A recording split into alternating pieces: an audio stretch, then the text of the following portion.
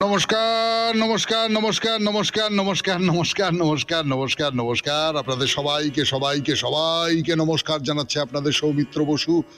সবাইকে অজস্র অজস্র শুভ কামনা জানাচ্ছে, সবাইকে স্বাগত জানাচ্ছে আজকের এই শরণাগত অনুষ্ঠানে এবং সবাইকে শুভ সকাল জানাচ্ছে। শুভ সকাল। সত্যি সত্যি আজকে একটা শুভ উৎসবের দিন। আমরা তো প্রত্যেকেই সন্তান, কারুর না কারুর সন্তান। সেই দিক থেকে আজকে আমাদের দিন। না, আজকের যে দিনটা সেই উৎসবটা এই বাংলায় খুব প্রচলিত নেই। ওই বিহার, ঝাড়খণ্ড, খানিকটা উত্তরপ্রদেশ, নেপাল এই সমস্ত দিকে খানিকটা প্রচলিত আছে। জিতিয়া উৎসব, এই উৎসবটার নাম হচ্ছে জিতিয়া উৎসব। 3 দিনের একটা উৎসব। এই জিতিয়া কথাটা এসেছে জীবিত পুত্রিকা থেকে। জীবিত পুত্রিকা থেকে সংক্ষেপে জিতিয়া।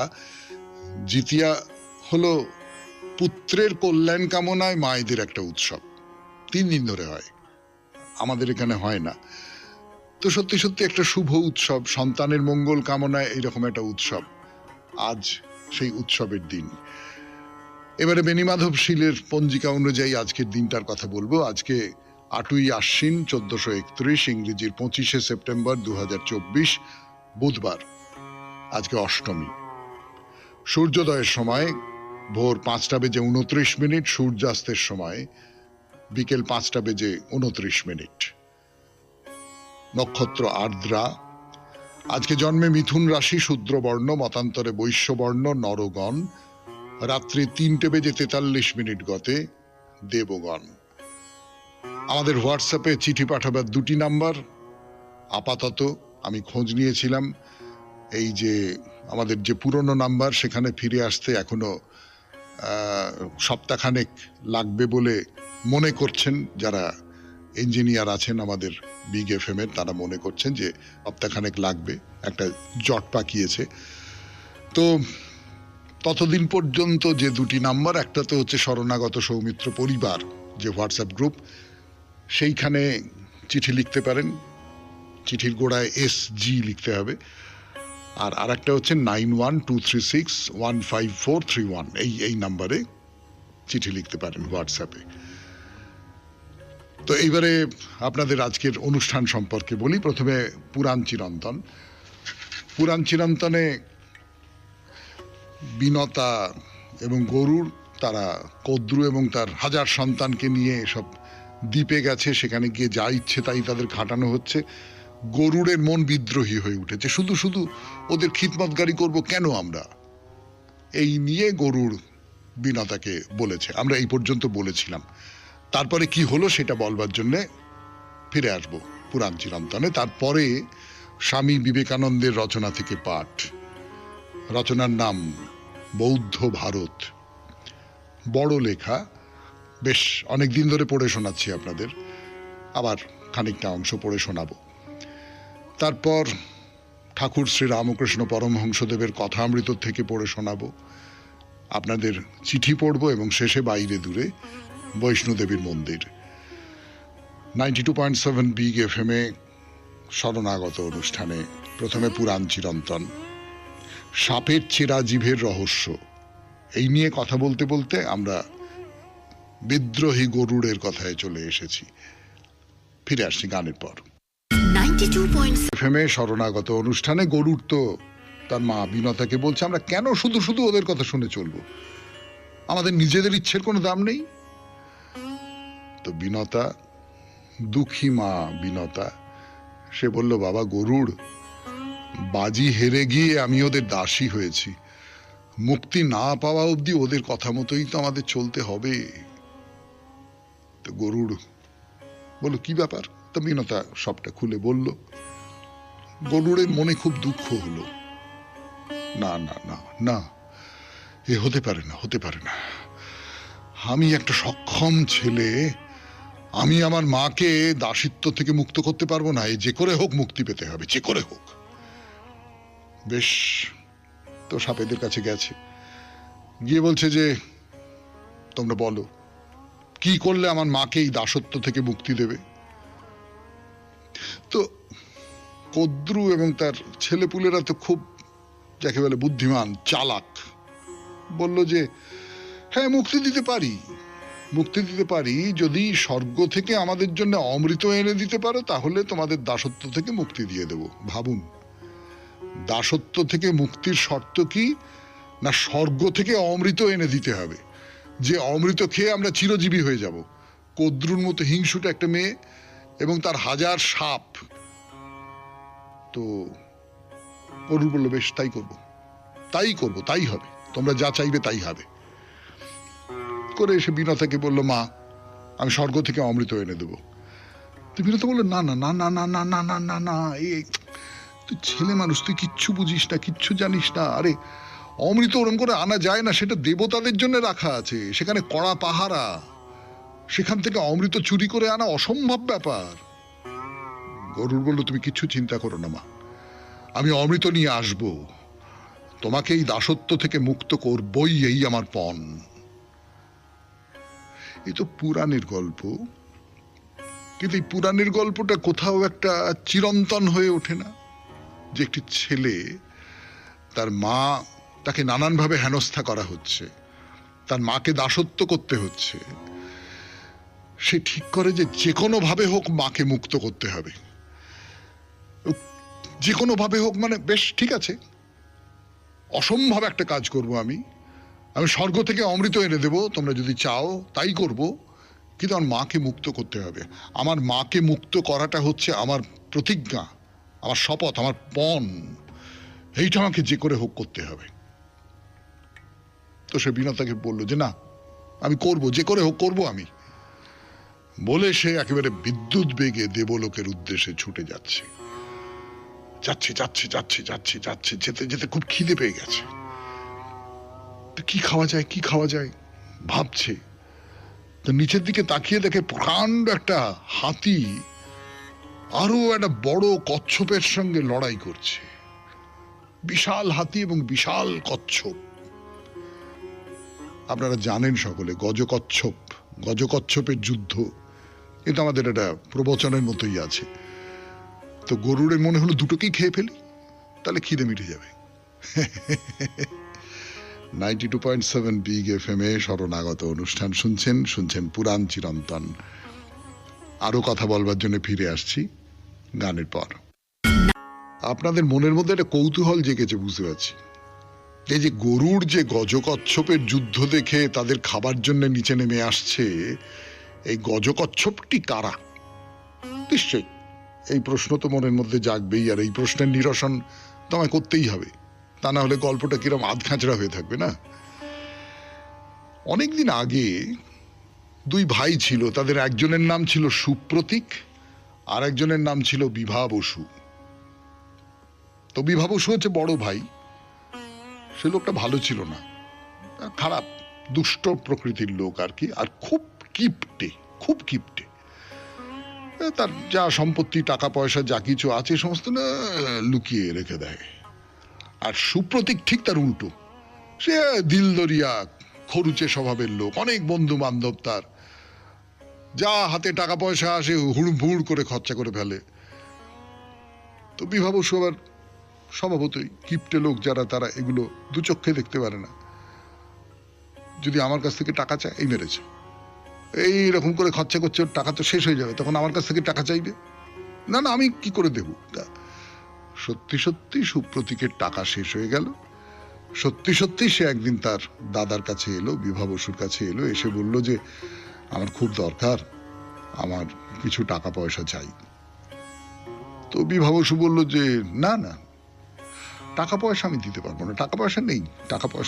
এই নিয়ে দুজনের মধ্যে কথা হচ্ছে, তর্ক শুরু হয়ে গেল, মন কষাকষি শুরু হয়ে গেল, ঝগড়া বিবাদ শুরু হয়ে গেল।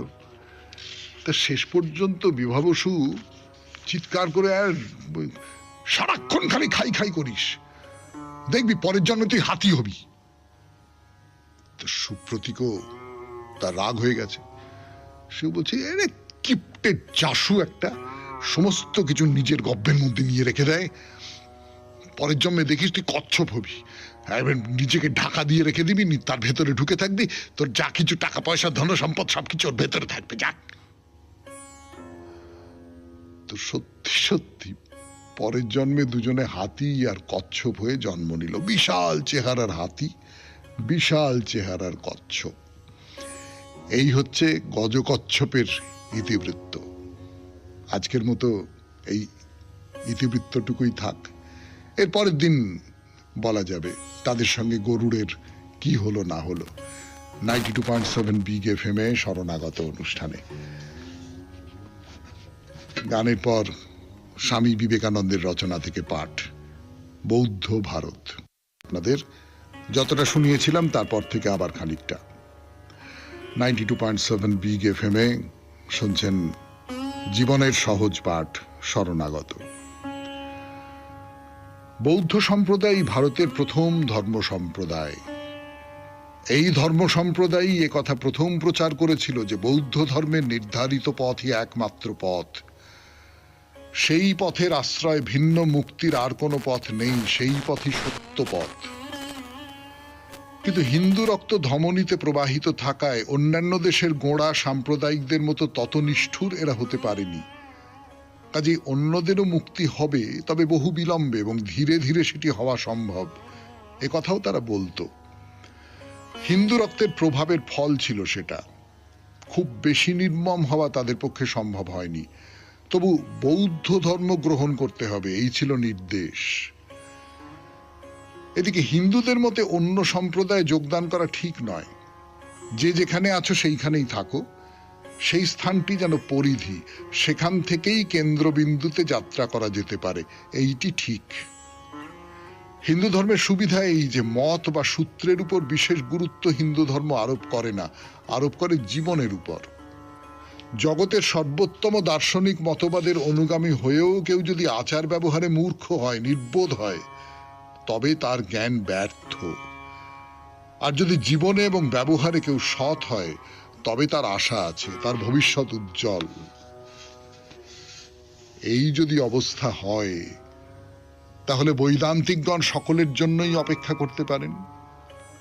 বেদান্তের প্রতিপাদ্য বিষয়ই হচ্ছে এই যে এক অদ্বয় বস্তুই নিত্য সত্যরূপে বিরাজিত, তিনিই ব্রহ্ম। স্থান, কাল, কার্য পরম্পরা প্রভৃতি সব কিছুর ঊর্ধ্বে তাঁর স্থান। কোনো সংজ্ঞা দ্বারা তাকে প্রকাশ করা যায় না। তিনি সৎ, তিনি চিৎ এবং তিনি আনন্দময়। এছাড়া অন্য কোনোভাবে আর তাকে ব্যক্ত করা সম্ভব নয়। তিনি একক সত্য। আমি, তুমি, সজীব, নির্জীব, যেখানে যা কিছু আছে সব কিছুর মধ্যেই তিনি সত্যরূপে অনুস্যূত। সেই পরজ্ঞানের উপর আমাদের সমুদয় জ্ঞান প্রতিষ্ঠিত, সেই পরমানন্দেই আমাদের সকল আনন্দ বিধৃত। মানুষ যখন এ তত্ত্বটি উপলব্ধি করে, তখন সেই পরম সত্যের সঙ্গে তার সম্পর্ক অচ্ছেদ্য হয়। সে এবং অদ্বৈত সত্য অভিন্ন হয়ে দাঁড়ায়।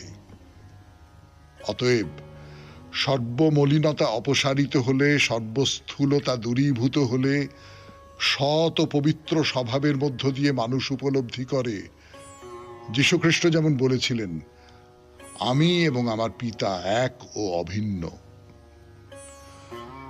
বৈদান্তিকগণ সকলের জন্য ধৈর্য ধারণ করে অপেক্ষা করতে পারেন। যেখানে যে অবস্থাতেই আমরা থাকি না কেন, আমি এবং পরম পিতা ঈশ্বর অভিন্ন, এই উপলব্ধি শ্রেষ্ঠ উপলব্ধি। এটিকে উপলব্ধি করতে হয়। যদি মূর্তি পূজা এ উপলব্ধির সহায়ক হয়, তবে মূর্তি পূজাই বিধেয়।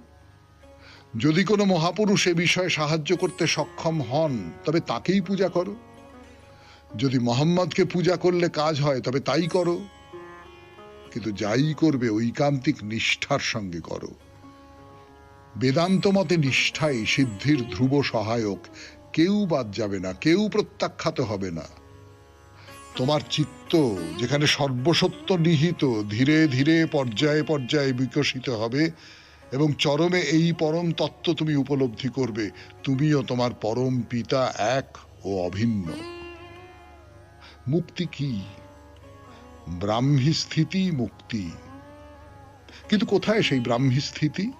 সর্বত্র, সর্বস্থানে ও সর্বকালে যে ব্রাহ্মী স্থিতি, তাকেই মুক্তি বলে। এই যে বর্তমান মুহূর্তটি, বর্তমান ক্ষণটি মহাকালের বুকে যে কোনো মুহূর্তেরই মতো সেটি পরম মূল্যবান। এই হচ্ছে প্রাচীন বেদের মহতী বার্তা। বৌদ্ধ ধর্মের প্রভাবে এই বার্তা পুনর্জীবিত হয়েছিল। বৌদ্ধ ধর্ম ভারতবর্ষ থেকে নিশ্চিহ্ন হয়েছিল সত্য, কিন্তু ভারতের জাতীয় জীবনে সে এক অক্ষয় চিহ্ন রেখে গিয়েছে, দাক্ষিণ্যে ও জীবজন্তুর প্রতি অহিংসায়। আর আজ ভারতের এক প্রান্ত থেকে অপর প্রান্ত পর্যন্ত বৈদান্তিক মতবাদ তার বিজয়াভিযান শুরু করেছে। শেষ হলো বৌদ্ধ ভারত প্রবন্ধ, স্বামী বিবেকানন্দের রচনা। 92.7 বিগ এফএমে শরণাগত অনুষ্ঠানে এরপর কথামৃত থেকে পাঠ। আমি আছি আপনাদের সঙ্গে, আপনাদের সৌমিত্র বসু। এরপর এবার কথামৃত থেকে পাঠ 92.7 বিগ এফএমে শরণাগত অনুষ্ঠানে। এই হাজরার সঙ্গে কথাবার্তা হচ্ছে।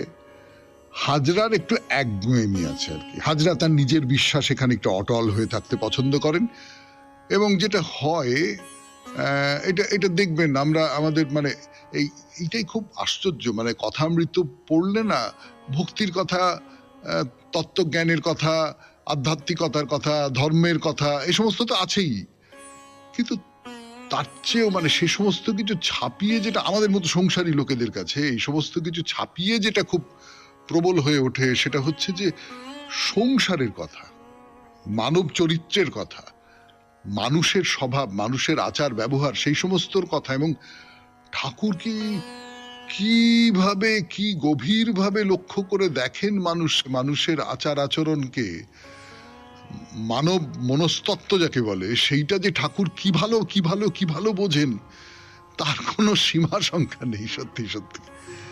এই যেমন হাজরার সম্পর্কে বলছেন যে এই যে বোঝানো হলো, তো ও বুঝে চলে গেল, কিন্তু এই যে বোঝাটা, এইটা আবার মন থেকে সরে যাবে। এটা আপনারা দেখবেন চারপাশের বহু মানুষজন আছেন, তাদের একটা কিছু হলো, তাকে বোঝানো হলো, তার একটা দৃঢ় ধারণা ছিল, সেই ধারণা থেকে একটা তর্ক করে উল্টো দিকে যিনি আছেন তিনি তাকে বুঝিয়ে দিলেন যে না, তুমি যেটা ভাবছো সেটার মধ্যে এই গন্ডগোলগুলো আছে, আসলে এই রকম করে তুমি যদি দেখো তাহলে ঠিক দেখা হবে, মানে যেরকম হয় আর কি। মানুষ সাধারণত তর্কে হারতে চায় না, কিন্তু ধরা যাক তাকে প্রমাণ করে দেওয়া গেল যে এইটা সে মেনে নিল। পরে আবার তার যে পুরনো যে ধারণাটা, সেইটা আস্তে আস্তে নতুন যেটা শিখলো বা নতুন যেটা জানলো বা উপলব্ধি করলো, সেইটাকে গ্রাস করে ফেললো, সে আবার আগের জায়গায় ফিরে এলো। এরকম হয় না? আপনার চেনা জানা লোকজনদের মধ্যে এরকম দেখেননি আপনি? হ্যাঁ, এটা হয়। মানুষ, তার মানে মানুষটা ভেতরে মনে নমনীয় নয়। ভেতরে মনে নমনীয় নয় কারা? যাদের ভেতরে অহংকার আছে, যাদের ভেতরে একটা দর্প আছে, আমি যেটা জানি সেটা ঠিক। হ্যাঁ, তুমি যুক্তি দিয়ে আমাকে পেড়ে ফেলতে পারো, কিন্তু না, তারপরে আবার আমার যে ধারণাটা সেইটা বড় হয়ে উঠবে। সেক্ষেত্রে ঠাকুর কি বলছেন? ঠাকুর বলছেন যে বড় মাছ জোর করছে দেখলে আমি সুতো ছেড়ে দিই, তা না হলে সুতো ছিঁড়ে ফেলবে, আর যে ধরেছে সে শুদ্ধ জলে পড়বে, আমি আর তাই কিছু বলি না। মানে শত্রুতা তৈরি হবে বা ঝগড়া হবে, তাই আমি কিছু বলি না। আমরাও অনেক সময় তাই করি না, খানিকটা তর্ক করবার পর যখন বুঝতে পারি যে না, কোনো লাভ নেই, ছেড়ে দাও, ঠিক আছে, বাদ দাও, এরকম হয় না? তো ঠাকুর কি বলছেন? মাস্টারমশাইকে ঠাকুর বলছেন, হাজরা বলে ব্রাহ্মণ শরীর না হলে মুক্তি হয় না। তাহলে সে কি ভক্তির দ্বারাই মুক্তি হবে? সবরই ব্যাধের মেয়ে রুহিদাস, যার খাবার সময় ঘন্টা বাজাতো, এরা সব শূদ্র, এদের ভক্তির দ্বারাই মুক্তি হয়েছে। হাজরা বলে তবু এই তবুটার তো কোনো মানে নেই। এই যে আমরা চতুর্বর্ণ নিয়ে কথা বলেছিলাম পুরাণ চিরন্তনে কিছুদিন আগে, সে অনেক দিন ধরে কথা হয়েছিল, আপনাদের হয়তো মনে আছে, যারা শুনেছিলেন তাদের হয়তো মনে আছে যে ব্রাহ্মণ হচ্ছে বর্ণশ্রেষ্ঠ, এটা তৈরি করা হয়েছে, গুণ ও কর্ম অনুযায়ী এটা তৈরি করা হয়েছে। সেই ব্রাহ্মণই একমাত্র ব্রাহ্মণ শরীর না হলে মুক্তি হবে না, কিন্তু ঠাকুর সেটা মানেন না। কথামৃত থেকে পাঠ শুনছেন 92.7 বিগ FM এ শরণাগত অনুষ্ঠানে। আমি আছি আপনাদের সঙ্গে, আপনাদের সৌমিত্র বসু। ফিরে আসছি গানের পর। গানের পর ফিরে এলাম কথামৃত থেকে পাঠ করবার জন্য 92.7 বিগ FM এ শরণাগত অনুষ্ঠানে। তো এই যে হাজরা যেটা বলছেন যে ব্রাহ্মণ শরীর না হলে মুক্তি হয় না, এটা স্বাভাবিক ধারণা, পুরনো ধারণা, প্রাচীন ধারণা। কিন্তু ঠাকুরের ভেতরে এই প্রাচীন ধারণার অবশিষ্ট যে নেই তা নয়, প্রাচীন ধারণাকে তিনি গ্রহণ করেছেন। তার সঙ্গে সঙ্গে পরবর্তীকালে আমাদের মধ্যযুগীয় যে ভারতীয় সাধক যারা ছিলেন, ধরুন তুকারাম, নানক, কবির, দাদু, এই যে সব সাধকেরা, তাদের যে ভাবনা, চৈতন্যদেব তাদের যে ভাবনা, সেই ভাবনাটাও ঠাকুরের ভেতরে, আমাদের ঠাকুর শ্রী রামকৃষ্ণ পরমহংসদেবের ভেতরে চলে এসেছে। ঠাকুর কিন্তু তার উত্তরাধিকারও লাভ করেছেন। চৈতন্যদেবের কথা আমি যদি বলি, তুমি হরিনাম করো, হরিনাম করলে সমস্ত, তিনি জবন হরিদাসকেও গ্রহণ করেছেন। জবন হরিদাসও তার শিষ্য, জবন হরিদাসও মুক্তি পেতে পারে। এইটা হাজরা এইরকম জায়গা থেকে একটা গোড়া রক্ষণশীল জমিতে দাঁড়িয়ে রয়েছে। তো ঠাকুর বলছেন ধ্রুবকে লেয়, কিন্তু প্রহ্লাদকে যত লেয় ধ্রুবকে ততটা নয়। তো প্রহ্লাদ অনেক বেশি ত্যাগী, অনেক বেশি বড় ভক্ত। তো নট বলল ধ্রুবর ছেলেবেলা থেকে অত অনুরাগ, তখন আবার চুপ করে গেল। আমি বলি কামনা শূন্য ভক্তি হচ্ছে অহৈতুকী ভক্তি, এর চেয়ে বড় আর কিছু নেই। যদি আরো কারে ভালোবাসো, যদি আরো ফিরে নাহি আসো, তবে তুমি যাহা চাও তাই যেন পাও, আমি যত দুঃখ পাই গো। আমি তোমার কাছে কিছু দাবি করছি না, আমি তোমার কাছে কিছু দাবি করছি না, আমি শুধু দূর থেকে তোমাকে ভালোবেসে যাব, এইটুকু, তোমাকে ভালোবাসবার অধিকারটুকু আমাকে দাও, তোমাকে ভালোবাসবার আনন্দটুকু আমাকে দাও, আর আমি কিচ্ছু চাই না। এই যে কামনা শূন্য ভক্তি, আমার ভক্তির কোনো হেতু নেই, কোনো কারণ নেই, আমি এই কারণে তোমাকে ভক্তি করছি যে তার বদলে তুমি আমাকে এই দেবে। হাজরা কিন্তু ঐশ্বর্যে বিশ্বাস করেন, তার বদলে আমি এইটা পাবো। ঠাকুর বলছেন না, ওসব কিচ্ছু না, কিচ্ছু চাইছি না, আমি শুধু ভক্তি দিতে চাই তোমাকে, ভক্ত হতে চাই। বলে খুব চমৎকার সব উদাহরণ দিচ্ছেন। কিরকম উদাহরণ বলবার জন্য ফিরে আসছি গানের পর 92.7 বিগ FM এ শরণাগত অনুষ্ঠানে। যারা মতলব থেকে কোনো কিছু পাবার কথা ভেবে ঈশ্বরের আরাধনা করে, তাদের সমস্যাটা কি হতে পারে সেইটা ঠাকুর বলছেন। কিভাবে বলছেন? কোন একজন বড় মানুষ, আমি সেই বড় মানুষকে ভক্তি করি, পুজো করি, আমি সেই বড় মানুষকে ভালোবাসি। ভক্তি বলুন, পুজো বলুন, সবটা তো ভালোবাসা থেকেই আসে আসলে। তো আমি সেই বড় মানুষকে ভালোবাসি। আমি যদি বড় মানুষকে ভালোবাসি এবং তিনি যদি বোঝেন যে না, এই যে আমার কাছে আসে, আমাকে দেখতে চায়, আমাকে ভালোবাসে, তার পেছনে এর কোনো মতলব নেই, আমার কাছ থেকে টাকা পয়সা চায় না, এটা বলে না যে ওই মামলাটায় আমার খুব ফেঁসে আছি, আপনি একটা উদ্ধার করে দিন, এইসব কিছু বলে না, জাগতিক কোনো কিছু উদ্দেশ্য নেই। এ শুধু আমাকে দেখতে চায়, আমার সঙ্গে কথা বলতে চায়, আমার সংস্পর্শে আসতে চায়, এই রকম। এই মানুষটাকে সেই যে বড় মানুষ, সে কোন চোখে দেখবে? আর উল্টো দিকে একজন কেউ যে একটা কিছু চায়, তাকে কোন চোখে দেখবে? এই আপনারা দেখবেন, মানে এই যে ঠাকুরের এই কথাগুলো পড়তে কিরকম মনে হয় যে আয়নার সামনে দাঁড়িয়ে আছে। আপনার নিজের ক্ষেত্রে দেখবেন যে এইরকম কোনো লোক যে কোনো একটা মতলব থেকে আপনার সঙ্গে দেখা করতে এসেছে, এবং আপনি বুঝতে পারছেন যে কিন্তু একটা মতলব থেকে এসেছে, এ খুব মিষ্টির হাঁড়ি ফাঁড়ি নিয়ে এসেছে, এসে হ্যাঁ করছে, কিন্তু আপনি বুঝতে পারছেন এটা, আপনার গলার আওয়াজ পাল্টে যাবে। হ্যাঁ বসো, হ্যাঁ বলো, কি ব্যাপার, আমার একটু তাড়া আছে আসলে, বলো। এরকম হয়ে যাবে। এ আমাদের তো হয়েই থাকে না, বেজার হয়, বিরক্ত হয়ে বলে ওই আসছে, এলে পরে একরকম স্বর করে বলে, বলুন, যেন কত বিরক্ত। যারা কিছু চায় তাদের এক গাড়িতে নিয়ে যায় না, অর্থাৎ তখন একটা ও দূরে, ও আমার চেয়ে ছোট, ও আমার চেয়ে নিচু, এরকম একটা মনোভাব তৈরি হয়। তো হাজরা বলে তিনি এসব ধনীদের মতো না। তার কি ঐশ্বর্যের অভাব যে দিতে কষ্ট হবে? এর উত্তরে যেটা বলা যায়, ঐশ্বর্যের অভাবের জন্য নয়, কিন্তু আমার কাছে যে কোনো একটা মতলব নিয়ে এসেছে, তার ভালোবাসাটা তো সম্পূর্ণ ভালোবাসা নয়, তার ভক্তিটা তো সম্পূর্ণ ভক্তি নয়। তার ফলে আমার ভেতরে কোথাও একটা বাধা তৈরি হচ্ছে। সেটা ঈশ্বরের ক্ষেত্রেও হতে পারে। হাজরা আরো বলে, আকাশের জল যখন পড়ে তখন গঙ্গা আর সব বড় বড় নদী, বড় বড় পুকুর এসব বেড়ে যায়, আবার ডোবা টোবাগুলোও পরিপূর্ণ হয়। তার কৃপা হলে জ্ঞান ভক্তিও দেন, আবার টাকা কড়িও দেন। কিন্তু ঠাকুর বলছেন একে মলিন ভক্তি বলে। এই ভক্তিটা মলিন, ময়লা। শুদ্ধা ভক্তিতে কোনো কামনা থাকবে না, তুমি এখানে কিছু চাও না, শুধু আমাকে দেখতে আর আমার কথা শুনতে ভালোবাসো। তোমার দিকেও আমার মন পড়ে থাকে, কেমন আছে, কেন আসে না, এসব ভাব। শুনলেন কথামৃত থেকে পাঠ, 92.7 বিগ এফএম এ শরণাগত অনুষ্ঠানে। এরপর আপনাদের চিঠি। ফিরে আসছি গানের পর।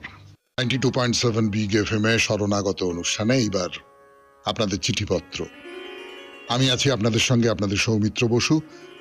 আজকে দুটো চিঠি পড়বো, তার মধ্যে একটা খুব ছোট্ট চিঠি, সম্প্রতি এসেছে, কিন্তু আমার মনে হলো যে এই চিঠিটা পড়া খুব জরুরি, পড়ে শোনাই। নামহীন চিঠি, অর্থাৎ যিনি চিঠি লিখেছেন তিনি নিজের নাম দেননি। মাননীয় বড়দা, আমি কখনো ভালো থাকি না, সব সময় অশান্তিতে থাকি, কিছুই ভালো লাগে না। শরণাগত শুনি, সেটাও আজকাল ভালো লাগে না, বড় হতাশ আমি। এই ছোট্ট চিঠিটা আমাদের উদ্বেগ বাড়িয়ে দেওয়ার মতন একটা চিঠি। এই চিঠিটা কেউ একজন লিখেছেন। আপনি শরণাগত শোনেন, আপনার এখন শরণাগত শুনতে ভালো লাগছে না, কোনো কিছুই ভালো লাগছে না, সেটা বুঝতে পারলাম। আমি আপনাকে কোনো উপদেশ দেব না, কিন্তু আমার নিজের যেটা মনে হচ্ছে, আমি এই বিদ্যায় পারদর্শী নই, কিন্তু আপনি কোনো একটা ডিপ্রেশনে ভুগছেন। দেখুন, একটা কথা আমি আপনাদের সকলকে বলবো, আপনাকে তো বলবোই, সেটা হচ্ছে আমাদের শরীরের যেমন অসুখ করে, এবং সেই অসুখটা করলে আমাদের লজ্জা করে না। হ্যাঁ, আমার জ্বর হয়েছে, আমার হাতে ব্যথা হয়েছে, আমার মাথার যন্ত্রণা হচ্ছে, আমার প্রেশার বেড়েছে, আমরা লজ্জা পাই না, তাই তো? তেমনি করে মনও কিন্তু অসুস্থ হয়ে পড়ে মাঝে মাঝে। তার নানান কারণ থাকতে পারে, শরীরের অসুস্থতার যেমন নানান কারণ থাকতে পারে, মনেরও অসুস্থতার নানান রকমের কারণ থাকতে পারে। আমি পরামর্শ দেব যে আপনি কোনো একজন সাইকিয়াট্রিস্ট, তার সঙ্গে একটু কথা বলুন। এমনটা হতে পারে যে তিনি আপনার সঙ্গে কথা বললেন, কাউন্সেলিং যাকে বললে সেইটা করলেন, আপনি আস্তে আস্তে আস্তে আস্তে আবার স্বাভাবিক হয়ে গেলেন। অথবা একটু ওষুধপত্র খেতে হতে পারে, একটু চিকিৎসার মধ্যে থাকতে হতে পারে, কিন্তু এইটাকে অবহেলা করবেন না। এটা আমার দিক থেকে সানুনয় অনুরোধ, এবং শরণাগত পরিবারের পক্ষ থেকে অনুরোধ, এইটাকে অবহেলা করবেন না, কেমন? 92.7 বিগ এফএম এ শরণাগত অনুষ্ঠানে এবার পরের চিঠি।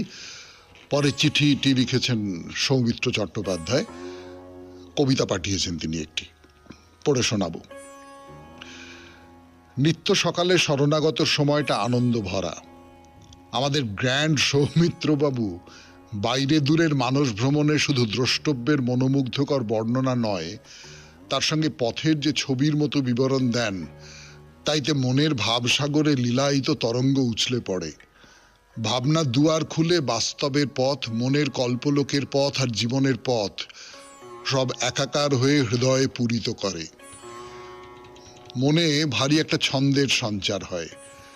সেই ছন্দ থেকেই পথের নানান ভাবের প্রকাশ একটা কবিতা রচনা করেছি, শ্রদ্ধেয় সৌমিত্রবাবু যদি পাঠযোগ্য বিবেচনা করে কবিতাটি তার ললিত স্টাইলে আবৃত্তি করে শোনান তো বড়ই বাধিত হই।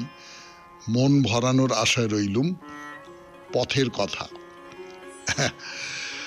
আমার পরম সৌভাগ্য যে আমার এইসব কথাবার্তা কোথাও কারুর মনের মধ্যে অন্তত অন্য কিছু রচনা করবার প্রেরণা জাগিয়ে তুলছে। এটা তো একটা খুব বড় সৌভাগ্য। সৌমিত্র চট্টোপাধ্যায়, তার লেখা কবিতা পড়া শুরু করছি। কবিতার নাম পথের কথা। ওই চলেছে পথটি হোথায় দিকের সীমায় দূরে, সৃষ্টি তাহার কোন মুলুকে, যাবেই বা কোন পুরে। দিগন্তে ওই মেঘের মিনার শীতটি তুলে নভে, হীরক ছটায় রবির জ্যোতি স্বপ্ন ছড়ায় ভবে। পথটি কোথাও হলুদ বরণ উষার ভানুর করে, কোথাও বা তার আসমানি রং স্নিগ্ধ দিবস ভোরে। গ্রাম থেকে আর গ্রামান্তরে দুলকি চালে চলে, উজিয়ে নগর শহর বাজার ছুটছে অবহেলে।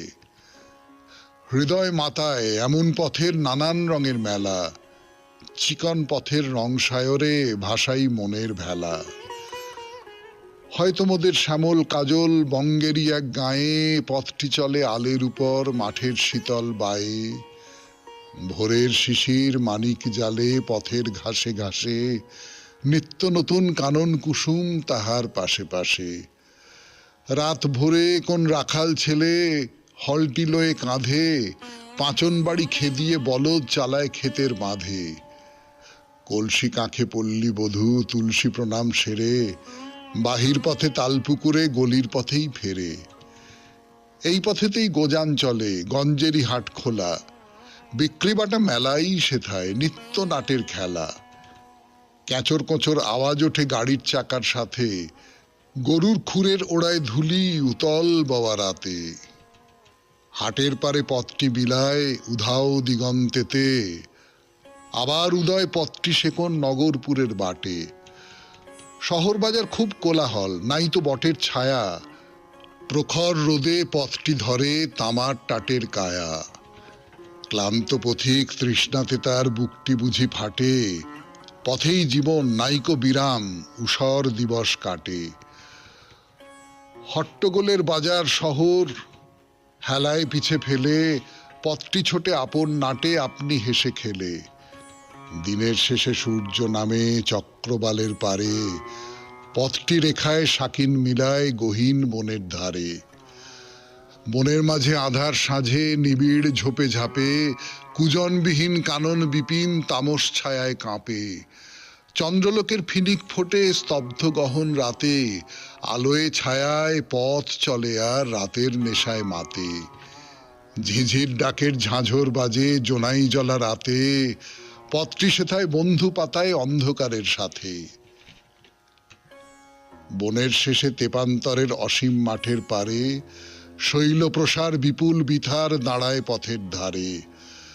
পথ বাঁধে ওই ভূধরকে তার প্রেমের আলিঙ্গনে, চূড়ায় চূড়ায় ভ্রমিতাহার অচিন সে অঙ্গনে। মানব মনন সেই পথে ধায় নতুন আবিষ্কারে, দেশ হতে দেশ দেশান্তরে যুগের যুগান্তরে। সৌমিত্র চট্টোপাধ্যায়, বারুইপুর, কলকাতা ১৪৪। অনেক ধন্যবাদ আপনাকে সৌমিত্রবাবু, সুন্দর একটি চিঠি লিখবার জন্যে। এরপরে গান, গানের পর বাইরে দূরে, বৈষ্ণোদেবী যাত্রা পথ। 92.7 বিগ FM এ শরণাগত অনুষ্ঠান শুনছেন।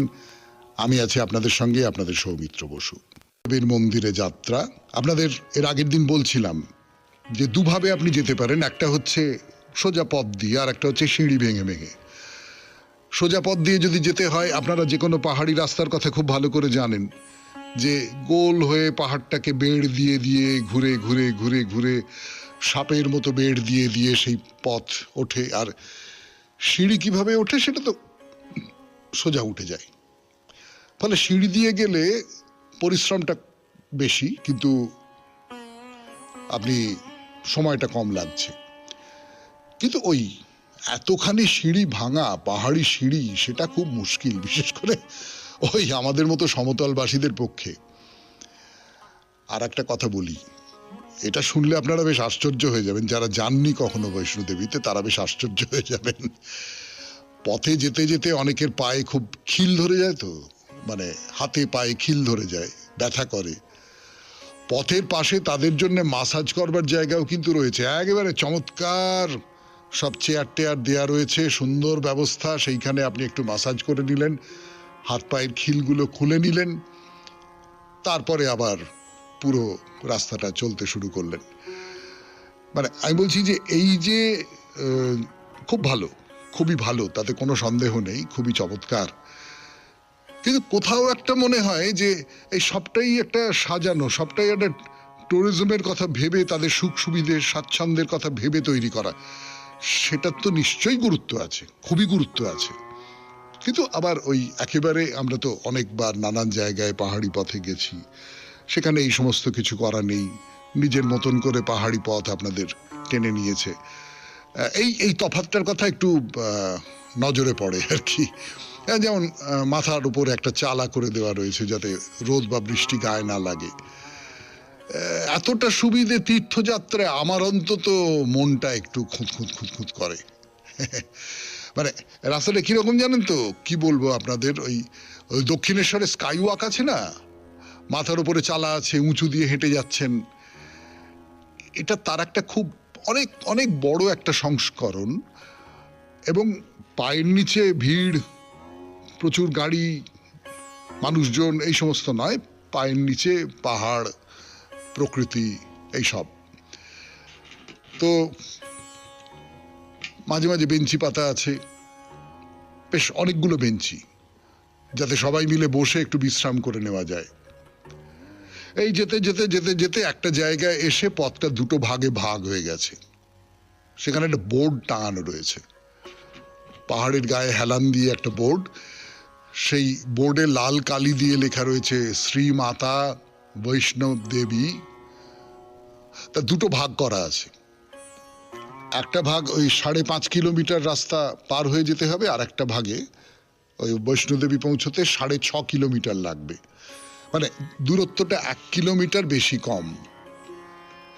এইভাবে এসে পৌঁছানো গেল ভবন, অর্থাৎ বৈষ্ণোদেবীর যে ভবন সেইখানে। তো যেতে যেতে যেতে যেতে আর একটা কথা বলবার, সেটা হচ্ছে যে পথে প্রচুর হনুমান দেখতে পাবেন। প্রচুর মুখ পোড়া হনুমান। খাবার দাবার তাদের কাছ থেকে একটু সাবধানে রাখবেন, কিন্তু তারা যে খুব একটা উপদ্রব করবে এইরকমটা নয়। আসলে প্রচুর মানুষ যাচ্ছেন তো একসঙ্গে, ফলে তাদের প্রতাপটা একা মানুষ হলে যতটা দেখাতে পারে ততটা দেখাতে পারবেন না। কিন্তু ওই খাবার দাবারটা একটু সাবধানে। শুনছেন বাইরে দূরে বৈষ্ণোদেবীর যাত্রাপথ 92.7 বিগ FM এ শরণাগত অনুষ্ঠানে। আরো কথা বলবার জন্য ফিরে আসছে আপনাদের সৌমিত্র বসু। মাঝখানে একটু গান শুনে নি। পাহাড়ি পথ, যেটা ধরুন 5.5 কিলোমিটার পথ, সেটা পার হতে কত সময় লাগতে পারে সেটা আন্দাজ করে নিন। আমাদের সমতলের যে আন্দাজ সেটা তো এখানে মিলবে না। ধরুন আমি আপনাকে বলছি যে কাটরা থেকে 13 কিলোমিটার রাস্তা আমরা যাচ্ছি, তাতে হেলে দুলে একটু বিশ্রাম করে ছবি তো তুলবেনই, হ্যাঁ, সেলফি ইত্যাদি তো তুলবেনই। সে তো ঠেকানো যাবে না, ঠেকানো হবেই বা কেন? ছবি স্মৃতিতে রেখে দেবেন না, মনের মধ্যে রেখে দেবেন না, আপনার বাক্স প্যাঁটরায় রেখে দেবেন না, বা আপনার মোবাইলে রেখে দেবেন না, যে এই সব গিয়েছিলাম বৈষ্ণোদেবী, তার পথ ছবি তুলতে পারেন, ভিডিও করতে পারেন। তো আমার যদি কোনো তীর্থযাত্রায় বেশ অনেকটা রাস্তা যেতে হয়, তখন একটা গান আমার অন্তত মনে পড়ে যাবেই। আমি জানি না আপনাদেরও মনে পড়ে যায় কি না। ওই যে সেই গান, হেমন্ত মুখোপাধ্যায়ের বিখ্যাত কালোজয়ী গান, পথের ক্লান্তি ভুলে স্নেহ ভরা কোলে তব, মা গো বলো কবে শীতল হব, কত দূর আর কত দূর। আহা, আমি যদি গিয়ে শোনাতে পারতাম কি ভালোই না হতো, কিন্তু আমার গলায় তো মা সরস্বতী সুর দেননি, তার ফলে মুখেই বললাম, এমনিতে আবৃত্তি করে বললাম। তো নানান মানুষকে দেখছেন আপনি, এবং চারপাশের প্রকৃতিকে দেখছেন, এই করতে করতে করতে করতে ওই দূরে পাহাড়ের গায়ে, মানে দেখবেন একটা পাহাড় হঠাৎ করে নিচে নেমে গেছে, হ্যাঁ, একেবারে খাদ, মানে পাহাড়ের কোলে একটা বারান্দার মতন, ধরুন পাহাড়ের তৈরি করা বারান্দা, সেই বারান্দার মধ্যে একটা ছোট্ট জায়গা, সেখানে সাদা রঙের কি একটা ওই বৈষ্ণোদেবীর মন্দির এসে গেছে। আপনি দেখতে পাচ্ছেন পথের ক্লান্তি ভুলে মা গো বলো কবে শীতল হব, ওই শীতল হবার জায়গায় আপনি এসে গেছেন। এরকম সময় শরীরে হঠাৎ আলাদা রকমের একটা জোর চলে আসে না? হাঁটতে শুরু করলেন, একটু একটু একটু জোরে জোরেই হাঁটতে শুরু করলেন, ক্লান্ত তো বটেই, এতখানি হাঁটার অভ্যেস নেই, কিন্তু মন্দিরটা দেখে, দূর থেকে দেখে যেন সব ক্লান্তি চলে গেল। একটা কথা বলে রাখি, বৈষ্ণোদেবীতে এসে পুজো দিয়ে আবার তক্ষুনি ফিরে যেতে হবে এমন কোনো মাথার দিব্যি কিন্তু নেই। আপনি যদি ইচ্ছে করেন তাহলে এখানে থেকেও যেতে পারেন, অনেকগুলো থাকবার জায়গা আছে, মানে যদি হোটেল বলেন হোটেল, হোমস্টে বলেন হোমস্টে, সেখানে সবটাই ঠিকঠাক আছে, আপনি রাত্রিবেলা থেকে যেতে পারেন, কোনো অসুবিধে নেই। জয় মাতা আদি, জয় মাতা আদি। পৌঁছে গেলাম বৈষ্ণোদেবীর মন্দিরে। এখনো পর্যন্ত ভেতরে ঢুকিনি, ভেতরে ঢোকার কথা না হয় পরের দিন বলা যাবে। 92.7 বিগ FM এ শরণাগত অনুষ্ঠান আজকের মতো তাহলে এখানেই শেষ করি। আমাদের হোয়াটসঅ্যাপে চিঠি পাঠাবার নাম্বার, নতুন যে নাম্বার আপাতত কিছুদিনের জন্যে, সেই কিছুদিনটা বড্ড বেড়ে যাচ্ছে, কিন্তু তবুও কিছুদিন, একটাতে হচ্ছে শরণাগত সৌমিত্র পরিবারে আপনারা যারা সদস্য তারা চিঠি পাঠাতে পারেন। সেরকম চিঠি খুব আসছে না, বেশিরভাগটাই আসছে যে নাম্বারে, সেই নাম্বারটা আরেকবার বলি, 9123615431, কিন্তু চিঠির গোড়ায় অতি অবশ্যই SG লিখতে হবে, কেমন? কবিতা দিয়ে শেষ। তোমারে দিন সুখ, মুক্তির নৈবেদ্য গেনু রাখি রজনীর শুভ্র অবসানে, কিছু আর নাহি বাকি, নাইকো প্রার্থনা, নাই প্রতি মুহূর্তের দৈন্য রাশি, নাই অভিমান, নাই দিন ও কান্না, নাই গর্ব হাসি, নাই পিছে ফিরে দেখা, শুধু সে মুক্তির ডালিখানি ভরিয়া দিলাম আজি আমার মহৎ মৃত্যু আনি। খুব ভালো থাকবেন, আনন্দে থাকবেন। নমস্কার নমস্কার নমস্কার নমস্কার নমস্কার নমস্কার নমস্কার নমস্কার নমস্কার আপনাদের সবাইকে সবাইকে সবাইকে নমস্কার জানাচ্ছে আপনাদের সৌমিত্র বসু। সবাইকে অজস্র অজস্র শুভ কামনা জানাচ্ছে, সবাইকে স্বাগত জানাচ্ছে আজকের এই শরণাগত অনুষ্ঠানে, এবং সবাইকে শুভ সকাল জানাচ্ছে। শুভ সকাল। সত্যি সত্যি আজকে একটা শুভ উৎসবের দিন। আমরা তো প্রত্যেকেই সন্তান, কারুর না কারুর সন্তান, সেই দিক থেকে আজকে আমাদের দিন। না, আজকের যে দিনটা, সেই দিনটা, সেই উৎসবটা এই বাংলায় খুব প্রচলিত নেই। ওই বিহার, ঝাড়খণ্ড,